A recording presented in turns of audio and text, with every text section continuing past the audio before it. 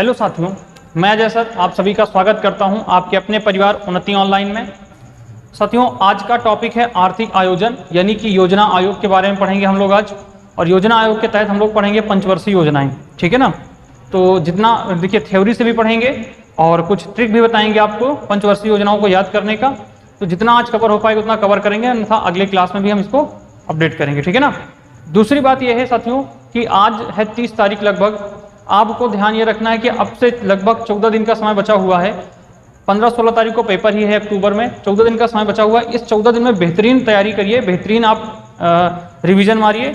यही आपके लिए सबसे बड़ा इस समय कार्य होगा और कोई भी काम नहीं है, कोई भी रणनीति आपके लिए नहीं है।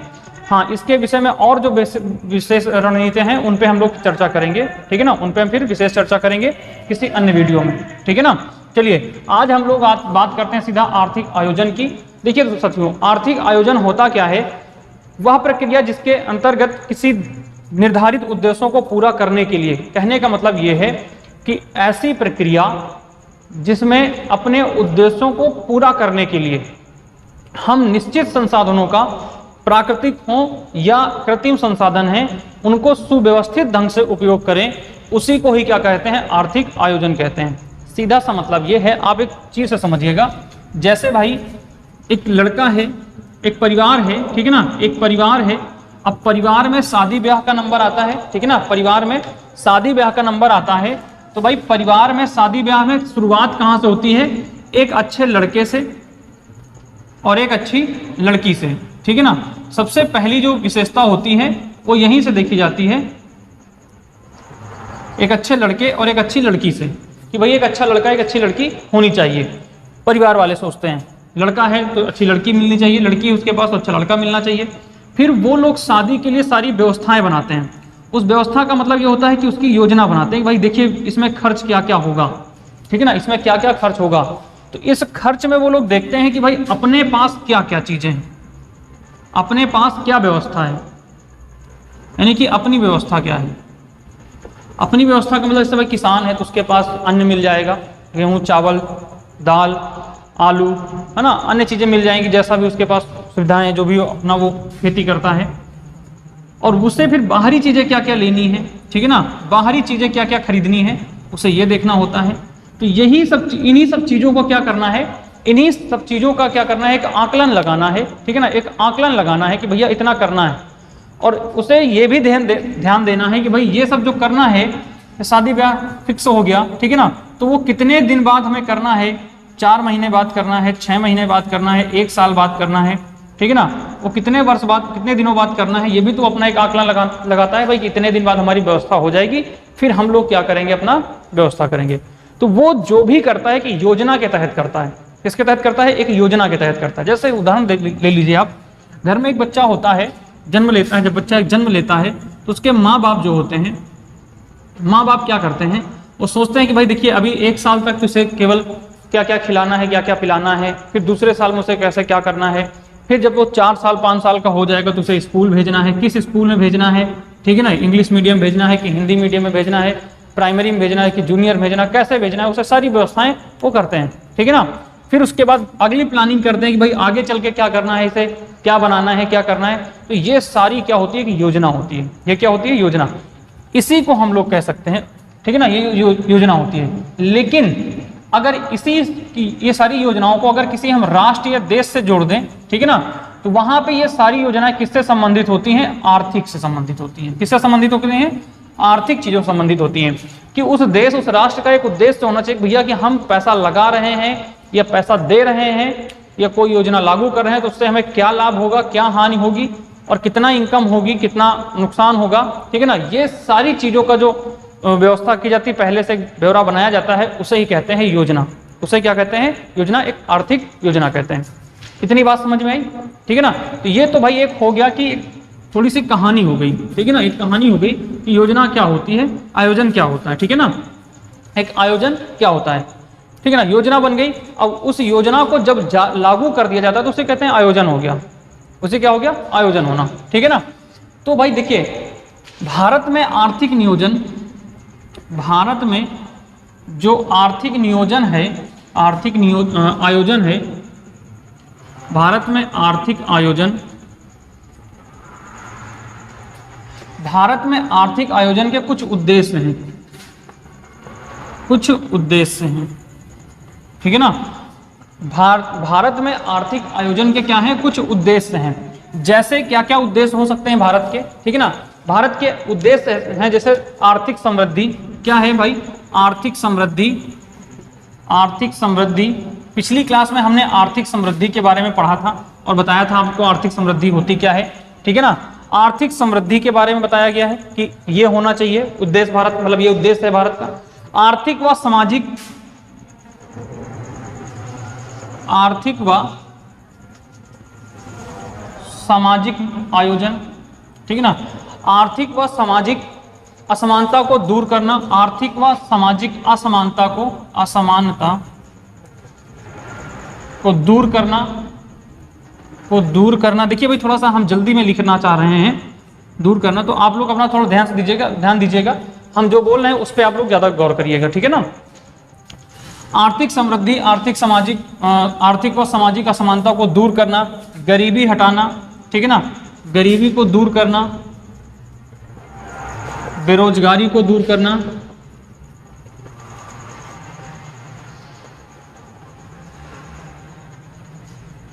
बेरोजगारी को दूर करना, ठीक है ना। ये सारे क्या है भारत के योजना आयोग के, यानी कि आयोजना के क्या है, उद्देश्य हैं, ठीक है ना। ये क्या है, उद्देश्य हैं। भारत में जो आयोजना की बनाई गई है, आयोजन बनाया गया है, ठीक है ना। भारत में जो आर्थिक आयोजन है इसका कुछ ना कुछ क्या है, उद्देश्य है। क्या उद्देश्य है कि आर्थिक समृद्धि, मतलब कि भारत की जो आर्थिक समृद्धि है उसमें वृद्धि की जाए, आर्थिक व सामाजिक असमानता को दूर करना, गरीबी को दूर करना, बेरोजगारी को दूर करना, ठीक है ना। ये सारी क्या चीजें हैं, ये भारत की क्या है, ये आयोजन है, सॉरी, ठीक है ना। ये क्या है, आयोजन, यानी कि कह सकते हैं कि ये भारत की योजना है। अब इस योजना के जो उद्देश्य इन्होंने दिखाए हैं यहाँ पे, इसी से संबंधित कुछ लोगों ने अपने अपने जो अर्थशास्त्री थे उन्होंने क्या किया है, कुछ अपने अपने तरीके से तर्क पेश किए हैं, ठीक है ना, कुछ तर्क पेश किए हैं। जैसे कि सर्वप्रथम भारत में 1934 में विश्वेश्वरैया ने, 1934 में विश्वेश्वरैया ने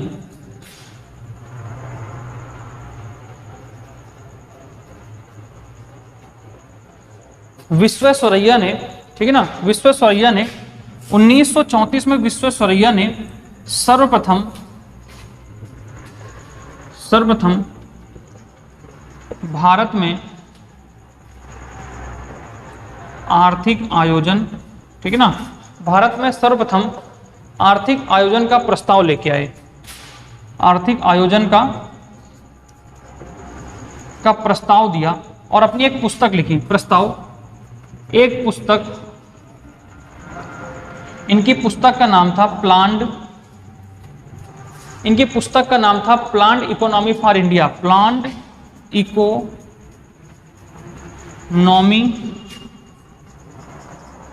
फॉर इंडिया,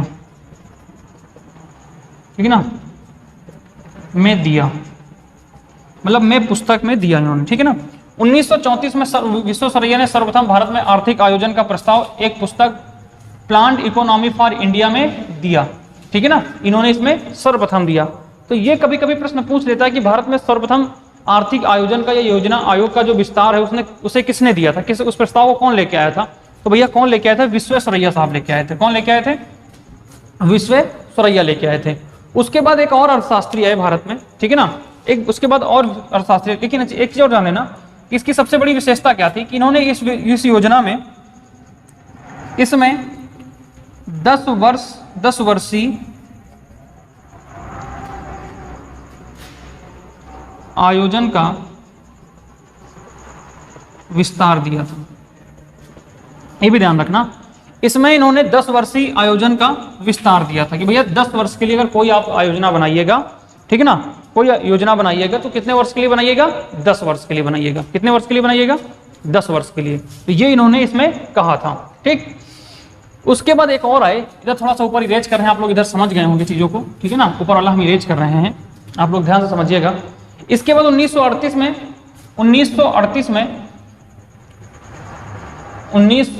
में भारतीय राष्ट्रीय कांग्रेस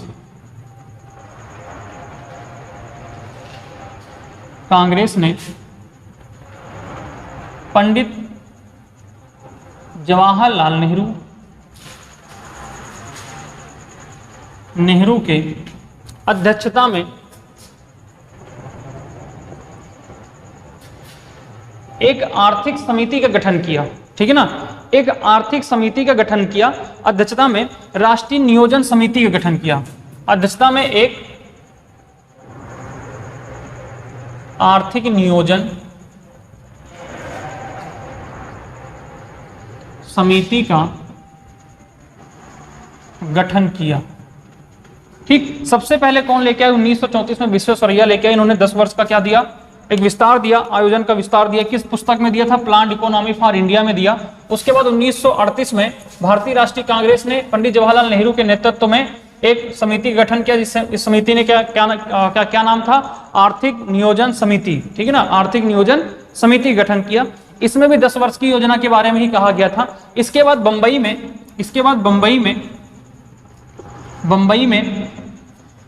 में कुछ व्यापारी थे। ठीक है ना, बंबई के कुछ कारोबारी यानी व्यापारी थे।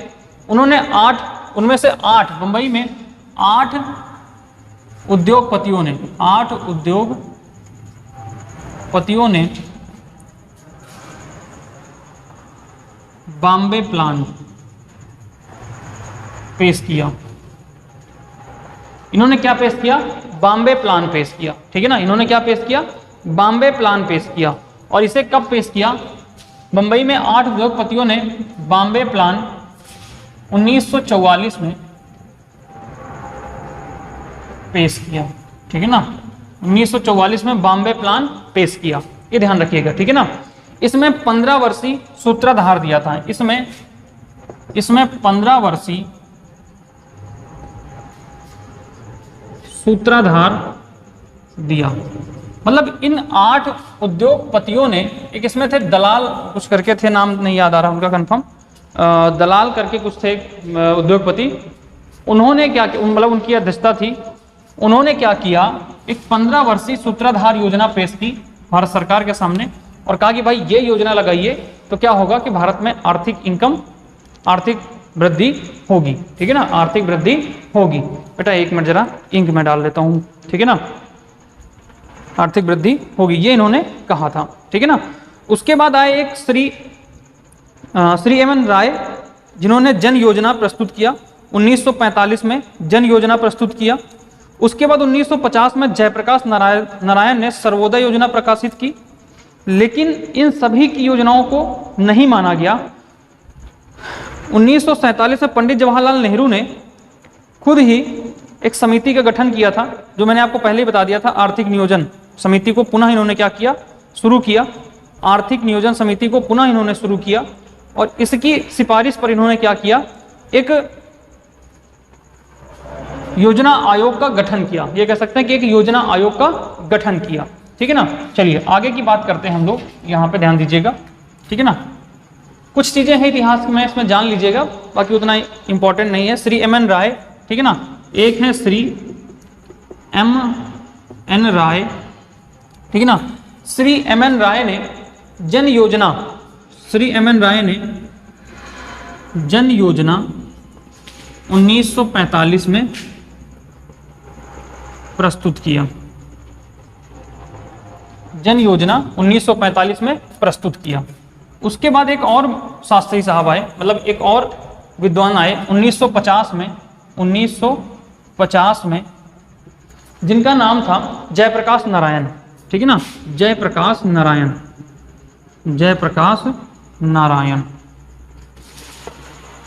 नारायण ने क्या पेश किया? इन्होंने सर्वोदय योजना प्रकाशित की। क्या प्रकाशित किया? सर्वोदय योजना प्रस्तुत किया। ठीक है ना, सर्वोदय योजना प्रस्तुत किया। देखिए कितने सूत्रधार बन रहे हैं भारत में। सबसे पहले विश्वेश्वरैया साहब आए, इन्होंने प्लान्ड इकोनॉमी फॉर इंडिया में 10 वर्षीय योजना के बारे में कहा।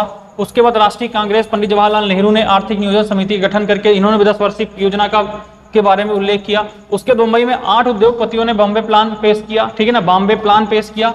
ठीक है ना, बॉम्बे प्लान पेश किया, इसमें 15 वर्षीय सूत्रधार बताया। उसके बाद एम.एन. राय ने जन योजना प्रस्तुत की, ठीक है ना। उसके बाद जयप्रकाश नारायण ने एक सर्वोदय योजना की, और ये सारी जो इन्होंने प्रस्तुत किए गए ये प्रमाण थे, ये प्रस्ताव थे, इन सभी में यही कहा कि भैया ये जनता के लिए क्या है, एक बहुत ही अच्छी चीजें हैं, ठीक है ना। जनता के लिए क्या है, अच्छी चीज। अगर सरकार को कुछ करना है, ऐसे व्यवस्था की जाए, ऐसी योजनाएं लागू की जाए जिससे अंतिम व्यक्ति तक क्या हो सके, चीजों को पहुंचाया जा सके, ठीक है ना। उसके बाद स्वतंत्रता के पश्चात 1947 में पंडित जवाहरलाल नेहरू की अध्यक्षता में आर्थिक नियोजन समिति, जो मैंने पहले आपको बताई थी, गठित की गई थी, ठीक है ना। आर्थिक नियोजन समिति जो कि 1938 में गठित की गई थी, उसे पुनः शुरू किया गया, ठीक है ना। और इसकी जो अध्यक्षता पंडित जवाहरलाल नेहरू ने की, इसके बाद इन्होंने कुछ चीजें पेश की, और इसकी प्रस्तुति पर ही, इसकी रिपोर्ट की प्रस्तुति पर ही क्या किया गया, भारत में योजना आयोग का गठन किया गया। क्या किया गया, भारत में योजना आयोग का गठन किया गया, ठीक है ना। आर्थिक नियोजन समिति, आर्थिक नियोजन समिति की सिफारिश पर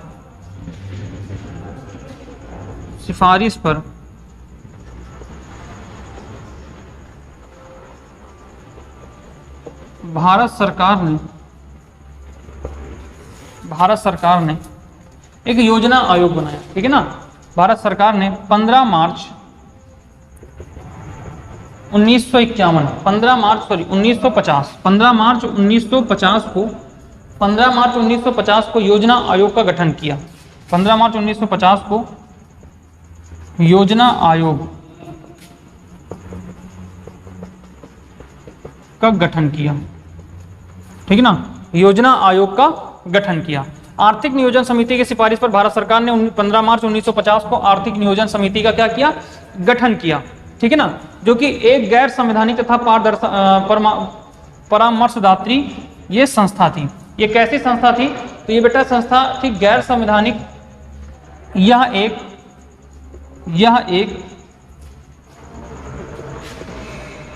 गैर संवैधानिक, मतलब इसका उल्लेख संवैधानिक तौर पर नहीं था, इसका उल्लेख जो था वो कानूनी तौर पर था, ठीक है ना। ये कैसा था, कानूनी तौर पर था।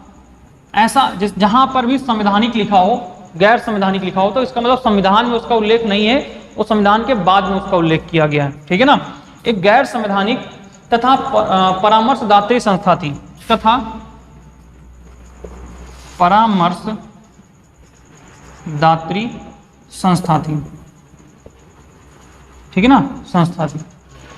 ध्यान से समझना, यह एक गैर संवैधानिक तथा परामर्शदात्री संस्था थी, ठीक है ना। थी इसलिए लगाया गया क्योंकि भाई इसको समाप्त कर दिया गया योजना आयोग को, अब वर्तमान में नीति आयोग इसके स्थान पे आ गया है, ठीक है ना। अब यहां से फिर से एक बार पढ़ लेते हैं। 1938 में भारतीय राष्ट्रीय कांग्रेस पंडित जवाहरलाल नेहरू ने की अध्यक्षता में एक आर्थिक नियोजन समिति का गठन किया गया। मुंबई में 8 उद्योगपतियों ने बॉम्बे प्लान लेके आए 1944 में, जिसमें 15 वर्षीय सूत्रधार की बात कही थी। श्री एम.एन. राय ने जन योजना प्रस्तुत किया 1945 में। 1950 में जयप्रकाश नारायण ने सर्वोदय योजना प्रस्तुत किया। उसके बाद आर्थिक नियोजन समिति की सिफारिश पर आर्थिक नियोजन समिति का गठन कब हुआ था, 1945 में हुआ था, ठीक है ना। 1947 में हुआ, पुनः इसका गठन हुआ। इसकी सिफारिश पर 15 मार्च 1950 को भारत सरकार ने योजना आयोग का गठन किया। योजना आयोग एक गैर संवैधानिक तथा परामर्शदात्री संस्था थी, ठीक है ना। इतनी बात समझ में आई, ये संस्था थी। आगे इसके बारे में कुछ और बात कर लेते हैं, योजना आयोग के बारे में, ठीक है ना। योजना आयोग के बारे में कुछ और बातें कर लेते हैं, फिर हम लोग धीरे धीरे आगे पंचवर्षीय योजनाओं की ओर बढ़ रहे हैं, ठीक है ना। इसके बारे में और बात कर लेते हैं कि जो ये योजना आयोग का गठन किया गया, ठीक है ना, योजना आयोग का गठन किया गया, तो योजना आयोग का अध्यक्ष पदेन होगा, ठीक है ना। यहां आगे कर सकते हो भारत का प्रधानमंत्री, भारत का प्रधानमंत्री इसका पदेन अध्यक्ष होगा, ठीक है ना। योजना आयोग का अध्यक्ष पदेन होगा जो कि भारत का प्रधानमंत्री होगा। जो भी वर्तमान में भारत का प्रधानमंत्री होगा वो क्या होगा, योजना आयोग का अध्यक्ष होगा। योजना आयोग का क्या होगा, अध्यक्ष होगा। जैसे इसके स्थान पे क्या है वर्तमान में चला है, नीति आयोग, और नीति आयोग के अध्यक्ष कौन है, प्रधानमंत्री साहब हैं, ठीक है ना, प्रधानमंत्री जी। ठीक, आगे की हम लोग बात करते हैं, ठीक है ना। पहली पंचवर्षीय योजना पहली पंचवर्षीय योजना, पहली पंचवर्षीय योजना कब लागू की गई थी? 1 अप्रैल, ठीक है ना। पहली पंचवर्षीय योजना 1 अप्रैल 1951 को आई, 1 अप्रैल 1951 को लागू की गई, 51 को प्रारंभ की गई, 51 को प्रारंभ की गई, प्रारंभ हुई, ठीक है ना। इतना कर लेते हैं। पहली पंचवर्षीय योजना 1 अप्रैल 1951 को प्रारंभ हुई। योजना आयोग का अध्यक्ष कौन होता है? भारत का प्रधानमंत्री, ठीक है ना, प्रधान अध्यक्ष होता है। प्रथम योजना आयोग के अध्यक्ष पंडित जवाहरलाल नेहरू थे। प्रथम योजना आयोग के अध्यक्ष पंडित जवाहरलाल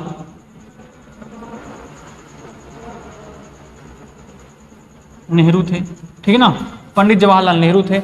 उपाध्यक्ष कौन थे? गुलजारी लाल नंदा,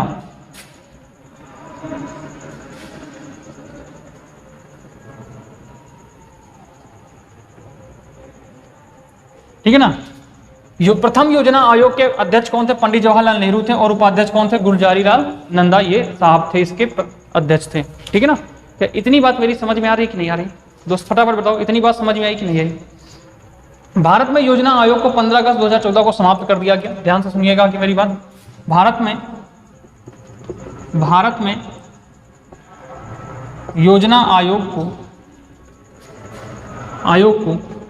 योजना आयोग को 15 अगस्त 2014 को समाप्त कर दिया गया, ठीक है ना। भारत में योजना आयोग को 15 अगस्त 2014 को समाप्त कर दिया गया। इसके स्थान पर नीति आयोग का गठन किया गया। इसके स्थान पर क्या किया गया? नीति आयोग का गठन किया गया, ठीक है ना। नीति आयोग का गठन किया गया। और नीति आयोग का भी अध्यक्ष कौन होता है? भारत का पदेन होता है, ठीक है ना, पदेन प्रधानमंत्री। इसका अध्यक्ष पदेन पीएम होता है। मतलब जो भारत में वर्तमान प्रधानमंत्री होगा वही इसका क्या हो जाएगा? अध्यक्ष हो जाएगा, ठीक है ना, वही इसका क्या हो जाएगा? अध्यक्ष हो जाएगा। तो पहली योजना आयोग के अध्यक्ष कौन थे? पहली योजना आयोग के अध्यक्ष पंडित जवाहरलाल नेहरू थे। नीति आयोग के पहले अध्यक्ष कौन थे? पीएम नरेंद्र मोदी जी थे। उसके बाद इसे लागू कब किया गया? 1 जनवरी 2015 से। 1 जनवरी 2015 से नीति आयोग प्रारंभ हो गई भारत में, ठीक है ना। ध्यान रखना, अगर पूछ ले आपसे कि नीति आयोग कब लागू हुई थी, तो नीति आयोग 1 जनवरी 2015 को भारत में लागू हुई, ठीक। इतनी बात मेरी समझ में आई दोस्त कि नहीं समझ में आई? ठीक है ना। अगर इतनी बात मेरी समझ में आ रही है तो फिर हम आगे बढ़ रहे हैं पंचवर्षीय योजनाओं पे, ठीक है ना, क्योंकि आगे सीधा आर्थिक आयोजन में बात करेंगे योजना आयोग। और योजना आयोग के बारे में हम लोगों ने चर्चा कर ली है, योजना आयोग का गठन हुआ। अब इस योजना आयोग के तहत हर 5 वर्ष पे एक योजना का गठन होता है, जिसे कहते हैं पंचवर्षीय योजना। जिसे क्या कहते हैं? पंचवर्षीय योजना। आप ये कह सकते हो कि जैसे कोई नई सरकार आती है तो अपने 5 साल के कार्यकाल के लिए एक पंचवर्षीय योजना लागू कर देती है। उसके तहत क्या क्या करना है अगले 5 साल में, वो अपना एक योजना बनाती है और उसी योजना के तहत हर साल उस पर क्या है, फंड उस पर अपना निकालती है। इसको आप बजट कहते हैं, ठीक है ना। इतनी बात मेरी समझ में आई कि नहीं समझ में आई? चलिए ठीक, तो देखिएगा भाई दोस्त, आगे इसके बारे में हम लोग बात करने जा रहे हैं पंचवर्षीय योजना। अब यहाँ से कुछ हम आपको ट्रिक भी बताएंगे पंचवर्षीय योजना याद करने का, और फिर एक एक पंचवर्षीय योजना पे हम लोग बात करेंगे। अब तक कितनी पंचवर्षीय योजना, अब तक नहीं, भारत में कुल कितनी पंचवर्षीय योजनाएं आई? तो 12 पंचवर्षीय योजनाएं आई। कितनी पंचवर्षीय योजनाएं आई? 12 पंचवर्षीय योजनाएं लागू की गई थी, ठीक है ना। पहली पंचवर्षीय योजना 1951 से शुरू हुई थी, ठीक है ना, ये ध्यान रखना। और अंतिम कब हुई? 2014 में से क्या कर दिया गया? समाप्त कर दिया गया, ठीक है ना। इस बीच में कितनी पंचवर्षीय योजनाएं आई? 12 पंचवर्षीय योजनाएं आई। और इन 12 पंचवर्षीय योजनाओं के बीच में 3 बार अवकाश भी हुआ है। पंचवर्षीय योजनाओं का 3 बार अवकाश भी हुआ है। वो कब कब हुआ, कैसे हुआ, इसके बारे में हम लोग बात को समझते हैं। पहले तो हम आपको 12 की 12 पंचवर्षीय योजना समझाने का प्रयास करते हैं और फिर एक एक योजनाओं के बारे में आगे बढ़ रहे हैं, ठीक है ना। दोस्त, अगर थोड़ा सा भी समझ में आ रहा है चीजें हमारी, और अगर लग रहा है कि मेहनत किया जा रहा है, तो प्लीज एक बार लाइक का बटन दबा दीजिएगा और अपने दोस्तों में इसको शेयर जरूर करिएगा, ठीक है ना। चलिए करते हैं आगे पंचवर्षीय योजनाओं पे, ठीक है ना। तो ध्यान दीजिएगा भाई, प्रथम पंचवर्षीय योजना, प्रथम पंचवर्षीय योजना। प्रथम पंचवर्षीय योजना बेटा कब लागू की गई? 1951 से कब तक चली? 1956 तक। 1956 तक पहली पंचवर्षीय योजना थी। द्वितीय पंचवर्षीय योजना की बात करें, यानी कि दूसरी पंचवर्षीय योजना की बात करें, दूसरी पंचवर्षीय योजना, पंचवर्षीय योजना की बात करें हम लोग, तो दूसरी पंचवर्षीय योजना बेटा 1956 से लेके 1961 तक रही। कब तक रही? 1961 तक रही।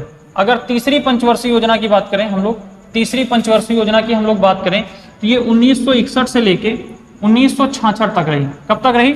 1966 तक। अब ध्यान देना, यहीं पे क्या हो गया? ब्रेक लग गया, यानी कि यहाँ पे अवकाश लगा। ठीक है ना, प्रथम अवकाश, प्रथम अवकाश, ठीक है ना, कितने वर्षों का? 3 वर्षों का। कितने वर्षों का लगा? प्रथम अवकाश 3 वर्षों का लगा। और इसी बीच में हरित क्रांति वगैरह का उद्गम हुआ भारत में। ठीक है ना, इसी पंचवर्षीय योजना के बारे बीच में, अवकाश के बीच में हरित क्रांति वगैरह का जन्म हुआ। इसके बारे में फिर हम लोग आगे बात चर्चा करेंगे। ठीक है ना, लेकिन पहले हम लोग बात कर रहे हैं 12 पंचवर्षीय योजनाओं के बारे में। अगली बात करते हैं चौथी पंचवर्षीय योजना। कौन सी आई? चौथी पंचवर्षीय योजना। अब आप लोग मेरी बात ध्यान से समझिएगा। ठीक है ना, यहाँ 3 वर्ष का कितना लगा है? अवकाश। तो 66 में 3 जोड़ दो, कितना हो जाएगा? 69। आगे बात करेंगे 1969 से। 1969 में आप जोड़िएगा 5, कितना हो जाएगा? 1974। 1974 तक ये आपकी चौथी पंचवर्षीय योजना रही। उसके बाद 5वीं पंचवर्षीय योजना। कौन सी आई? 5वीं पंचवर्षीय योजना आई दोस्त। और 5वीं पंचवर्षीय योजना 1974 से लेके ये 1900 कितनी तक होनी चाहिए? 74, 5, 79। ठीक है ना, लेकिन बेटा ध्यान रखना, ये पंचवर्षीय योजना केवल 4 वर्ष ही चली। कितने वर्ष चली? 4 वर्ष ही चली, क्योंकि 78 में आ जाती है मोरारजी देसाई साहब की सरकार, और ये साहब क्या करते हैं? इस योजना आयोग का क्या कर देते हैं? अवकाश कर देते हैं, यानी योजना आयोग को समाप्त कर देते हैं। तो यहाँ पे लिखिएगा दूसरा आयोग, दूसरा अवकाश, दूसरा अवकाश। दूसरा अवकाश बेटा 2 वर्ष का था। कितने वर्ष का था? 2 वर्ष का। ध्यान समझिएगा, दूसरा अवकाश कितने वर्ष का था? 2 वर्ष का था। उसके बाद आगे बात करते हैं छठी पंचवर्षीय योजना की। छठी पंचवर्षीय योजना की, छठी पंचवर्षीय योजना। ठीक है ना, छठी पंचवर्षीय योजना बेटा 2 वर्ष आप जोड़ देंगे, कितना हो जाएगा? 80। तो यानी 1980 से लेके ये कितने तक जाएगी? 1985 तक। ठीक है ना, 1980 से लेके ये कब तक रही? 1985 तक। उसके बाद हम लोग बात करते हैं 7वीं पंचवर्षीय योजना की। 7वीं पंचवर्षीय योजना बेटा 1985 से लेके 1990 तक थी। कितने तक थी? 1990 तक। कब तक थी बेटा? 1990 तक। अब यहां भी क्या होगा? पंचवर्षीय योजना लागू, सॉरी अवकाश हो जाएगा। यहां भी अवकाश, तीसरा अवकाश, तीसरा अवकाश, पंचवर्षीय योजना का तीसरा अवकाश आ जाएगा। मतलब यहां पे फिर समाप्त कर दिया गया। और कितने वर्षों के लिए रहा? 2 वर्षों के लिए। ठीक है ना, 2 वर्ष का अवकाश। कितने वर्ष का रहा? 2 वर्ष का रहा।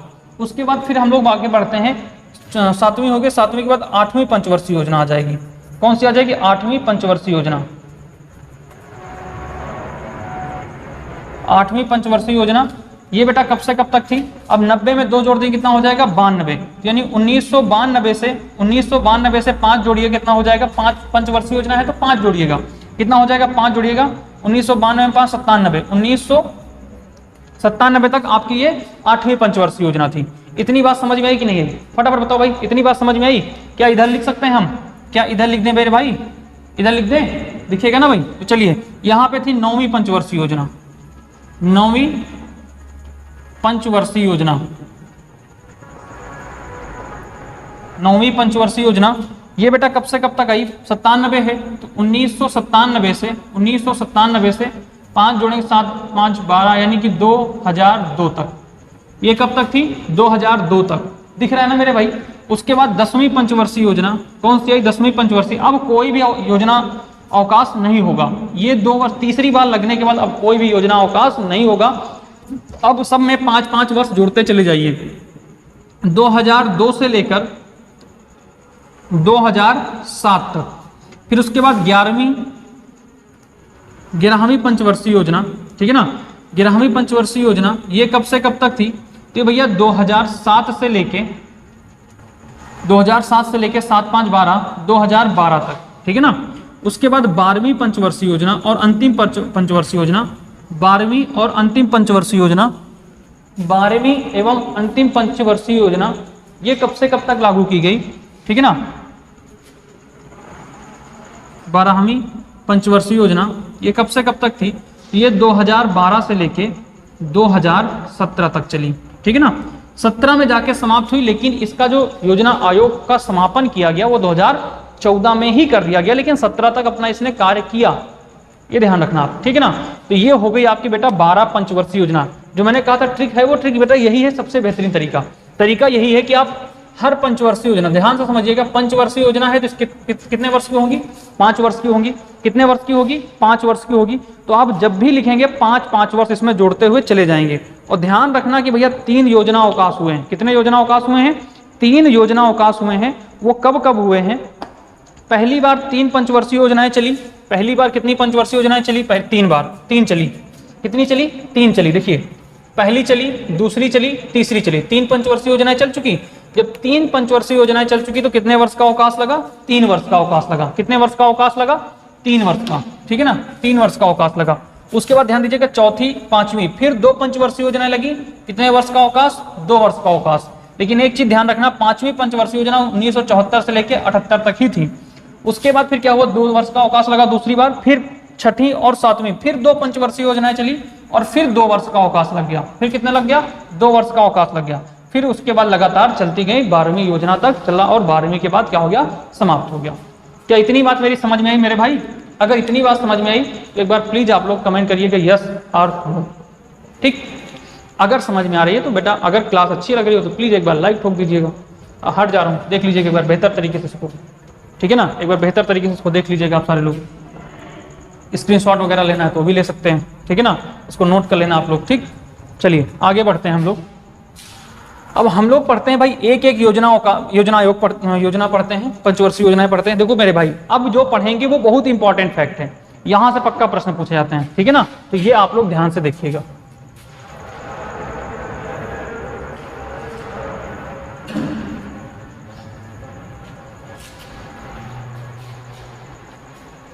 और प्लीज आप लोग देखा जरूर करो क्लासेस को, ठीक है ना। बीच में 2 दिन थोड़ा सा मेरा बहुत डिस्टर्बेंस थे, हम डिस्टर्ब थे, कुछ जरूरी काम था, इस वजह से हम नहीं क्लास ले पाए, उसके लिए हम सॉरी, क्षमा चाहते हैं, लेकिन हम आप कंटिन्यू क्लास रखेंगे, ठीक है ना।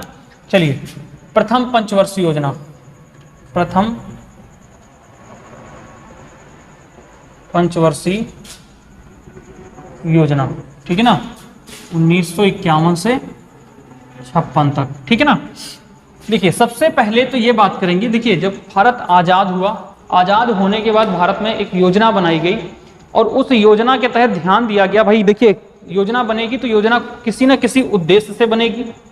उस उद्देश्य का अर्थ क्या होगा ये भी देखा जाए, किस उद्देश्य से बनाया जा रहा है। तो भैया भारत उस समय नया नया आज़ाद हुआ था, ठीक है ना, 51 की बात है, 47 में भारत आज़ाद हो रहा है, 1950 में संविधान लागू हो रहा है और आप भारत को क्या करना है, एक अच्छी स्थिति में ले जाना है। तो सबसे पहले किसी भी देश या किसी भी राज्य को अच्छी स्थिति में ले जाना है तो वहाँ की कृषि सबसे अच्छी होनी चाहिए। तो सबसे पहले इसमें जो उद्देश्य दिया गया, ध्यान, उद्देश्य क्या चीज था, उद्देश्य किस पे दिया गया, कृषि पे दिया गया। किस पे दिया गया भाई, कृषि पे सर्वाधिक, इस पे क्या दिया गया, ध्यान दिया गया। सर्वाधिक ध्यान किस पर दिया गया, कृषि पर ध्यान दिया गया, ठीक है ना। सबसे ज्यादा इसमें ध्यान दिया गया तो किस पर ध्यान दिया गया, कृषि पर ध्यान दिया गया, ठीक है ना। आप ये कह सकते हो कृषि एवं यातायात पर, भाई कृषि और यातायात पे ध्यान दिया गया। दूसरा काम, भाई यातायात अगर अच्छा रहेगा तो कृषि भी अच्छी हो जाएगी। भाई कृषि उगेगी, उसे कहीं ना कहीं मंडी में ले जाना पड़ेगा, तो कैसे ले जाओगे, तो उसके लिए क्या चाहिए आपको, यातायात साधन चाहिए, तो यातायात पे ध्यान दिया गया, ठीक है ना। दूसरा मॉडल क्या था इसका, किस मॉडल पे ये योजना बनाई गई थी, एक मॉडल निर्धारित किया जाए, भैया इस मॉडल से हमें काम करना है, मतलब किसी ना किसी के मॉडल पे काम करना होगा।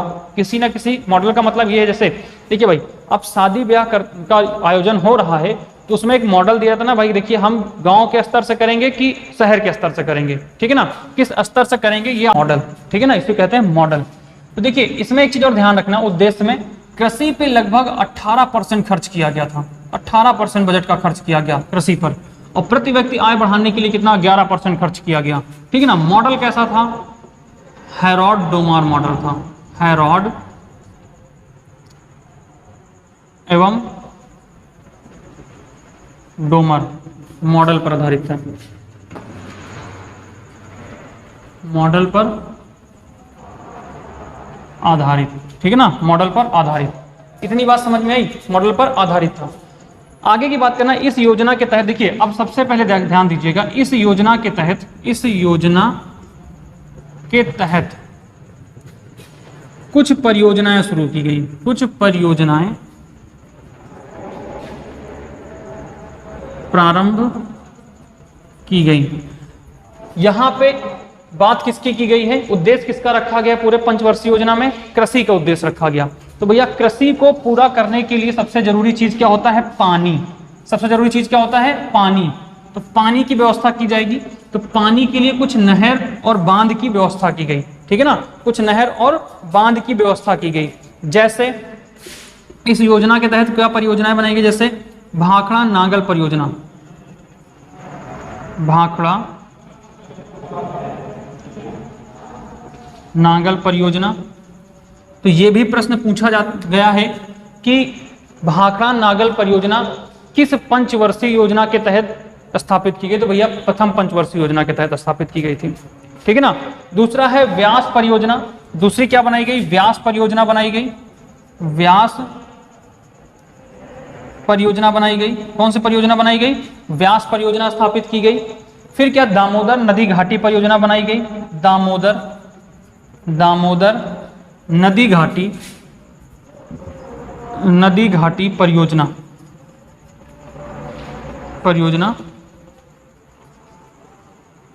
शुरू की गई, ठीक है ना।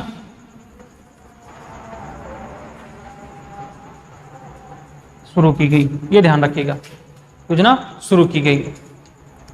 तो ये परियोजनाएं शुरू की गई किसके उद्देश्य से, कृषि को बढ़ावा देने के लिए या कृषि को प्राथमिकता को देखते हुए इन योजनाओं को पानी की व्यवस्था करनी थी भाई। तो पानी की व्यवस्था करने के लिए कुछ परियोजनाएं बनाई गई, इन्हीं परियोजनाओं से कुछ नहर वगैरह लागू किए गए, ठीक है ना।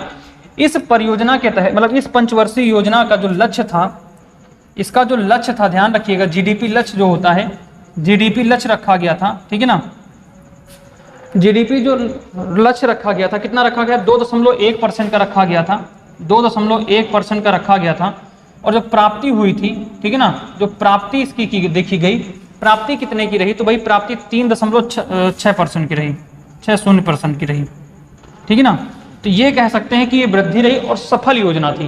पहली पंचवर्षीय योजना कैसी थी, सफल पंचवर्षीय योजना। देखिए प्राप्ति कहने का मतलब ये है कि आपने ये रखा है कि भाई आपने उद्देश्य रखा कि हम 80 लेके आएंगे नंबर पिट में, ये आपका टारगेट है, ये लक्ष्य है, और आप क्या आ जाए 82 नंबर, आप कितने नंबर आ जाए। तो आप ये बताइए कि आप अपने लक्ष्य में सफल हुए कि असफल रहे, सफल हुए।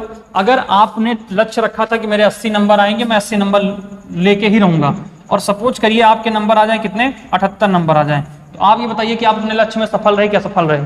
तो अपने लक्ष्य में क्या रहे, असफल रहे, ठीक है ना, क्या रहे, असफल रहे। इसी को कहा जाएगा प्राप्ति, यानी कि सफल और असफल, ठीक है ना। तो ये पहली पंचवर्षीय योजना थी। आई बात समझ में। चलिए फटाफट हम लोग बात करते हैं द्वितीय पंचवर्षीय योजना की, ठीक है ना। द्वितीय पंचवर्षीय योजना की बात करते हैं, इसके बारे में थोड़ा सा पढ़ लेते हैं।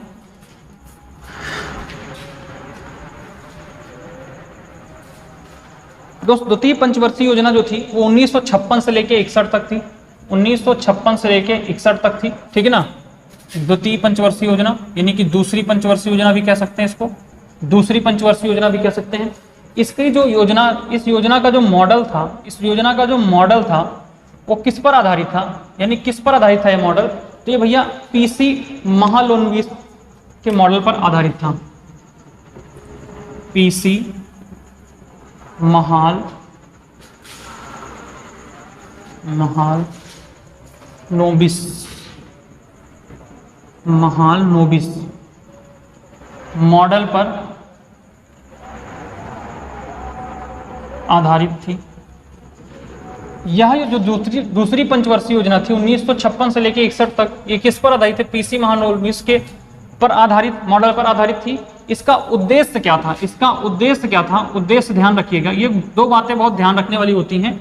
उद्देश्य इसका क्या था, तो दोस्तों उद्योगों में विकास करना। इसका जो उद्देश्य था वो उद्योगों में विकास करना। इसका उद्देश्य क्या था, उद्योगों में विकास करना। पहले कृषि हो गई, लोगों के पास खाने को हो गया, तो अब क्या हो गया, उद्योग की बात की जाएगी। अब किसकी बात की जाएगी, उद्योग की बात की जाएगी, ठीक है ना। अब किसकी बात की जाएगी, उद्योग की बात की जाएगी। तो इस योजना के तहत उद्योगों एवं खनिजों की प्राथमिकता दी गई, ठीक है ना। इस योजना के तहत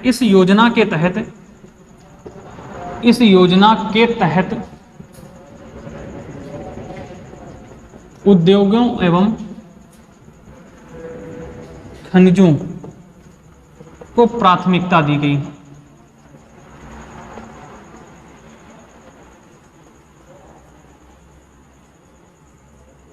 प्राथमिकता दी गई, ठीक है ना। उद्योगों एवं खनिजों को प्राथमिकता दी गई, ठीक है ना। इसके लिए जो राशि आवंटित की गई वो लगभग 24% राशि आवंटित की गई थी। इसके तहत 3 लौह इस्पात कारखानों की स्थापना हुई। इस योजना के तहत, इसके तहत यानी इस योजना के तहत 3 लौह इस्पात कारखानों की स्थापना हुई, ठीक है ना। ये कारखाने बहुत इंपॉर्टेंट है, कई बार पूछे गए हैं, ठीक है ना। वो कौन कौन से हैं? तो पहला है भिलाई लौह इस्पात कारखाना, भिलाई लौह इस्पात कारखाना कहाँ स्थापित है भैया? तो ये झारखंड में है। ये कहाँ है? झारखंड में। ये भी कभी कभी क्वेश्चन पूछ लेता है कि ये है कहाँ पे, तो ये भैया झारखंड में। ये कहाँ है? झारखंड में। दूसरा है आपका दुर्गापुर लौह इस्पात कारखाना, ठीक है ना। दूसरा है दुर्गापुर लौह इस्पात कारखाना, दुर्गापुर लौह इस्पात कारखाना, ठीक है ना।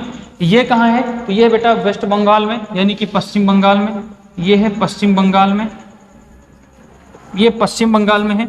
और तीसरा जो स्थापित किया गया था वो राउरकेला स्थापित किया गया था। राउरकेला,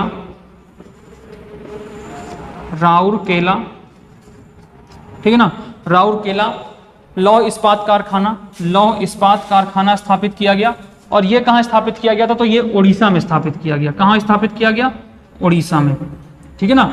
ये कहाँ स्थापित किया गया? उड़ीसा में। तो मेरे भाई ध्यान रखना, ये 3 लौह इस्पात कारखाने स्थापित किए गए थे किस योजना के तहत? दूसरी पंचवर्षीय योजना के तहत। कहाँ पे है? भिलाई कहाँ पे है? तो भिलाई है झारखंड में। दुर्गापुर कहाँ है? तो ये पश्चिम बंगाल में है। राउरकेला कहाँ है? उड़ीसा में है, ठीक है ना।